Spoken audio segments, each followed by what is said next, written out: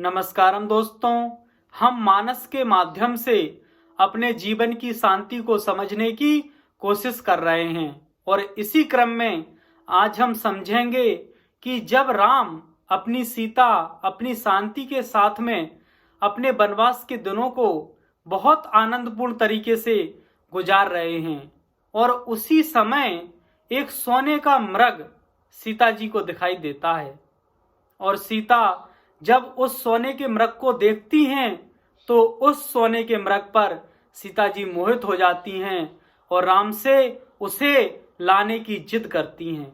और जब राम उस सोने के मृग के पीछे भागते हैं और बहुत देर तक लौटकर वापस नहीं आते हैं, तब सीता जी लक्ष्मण को राम का पता करने के लिए भेजती हैं कि देख कर आओ अभी तक वो वापस लौटकर क्यों नहीं आए हैं।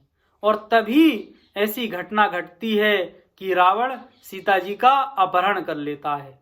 तो वास्तव में यह घटना हमें क्या शिक्षा देती है, तो राम के जीवन से शांति कैसे चली गई, इस प्रसंग से हम समझेंगे कि हमारे जीवन से शांति कैसे चली जाती है। जब हमारे जीवन में हमारी शांति वर्तमान के सुखों से हमारा ध्यान हटा करके कहीं बाहर हमें सुख दिखाने लगती है, किसी बाहरी वस्तु में व्यक्ति में हमें सुख दिखने लगता है, तब हमें निश्चित रूप से समझना चाहिए कि अब हमारे जीवन से शांति जाने वाली है। सीता जी जिस राम के लिए अपने महलों का त्याग कर देती हैं, वो सीता जी एक छोटे से सोने के मृग पर आसक्त हो जाती हैं और जब छोटे से सोने के मृग पर आसक्त हो जाती हैं तो परमात्मा कहता है कि तुम सोने पर आसक्त हुई हो, इसलिए मैं तुम्हें सोने की नगरी में भेज देता हूं।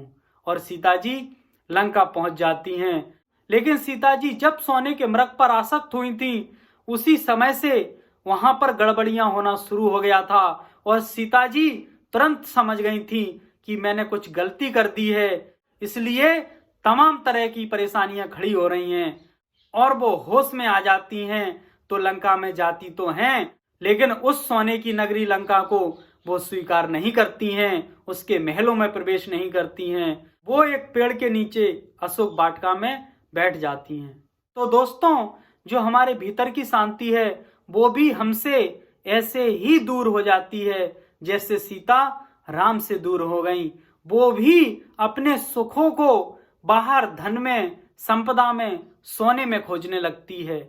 और जब हम बाहर अपनी शांति को खोजने लगते हैं, सुख को खोजने लगते हैं, तो फिर जिनमें हमें सुख दिखाई देता है, हमें प्रकृति उसी तरीके के और ढेर सारे साधन संसाधन और उनका एक साम्राज्य हमारे सामने खड़ा करती चली जाती है।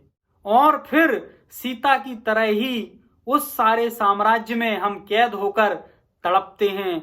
हमारी शांति, हमारी सीता हमारे परमात्मा के लिए तड़पती है।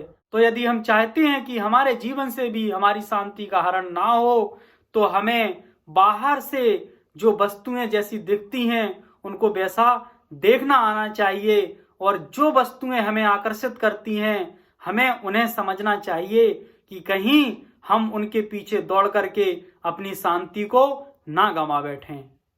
हम मानस के प्रसंगों पर और अधिक चर्चा करते रहेंगे। आपका बहुत बहुत धन्यवाद। नमस्कार।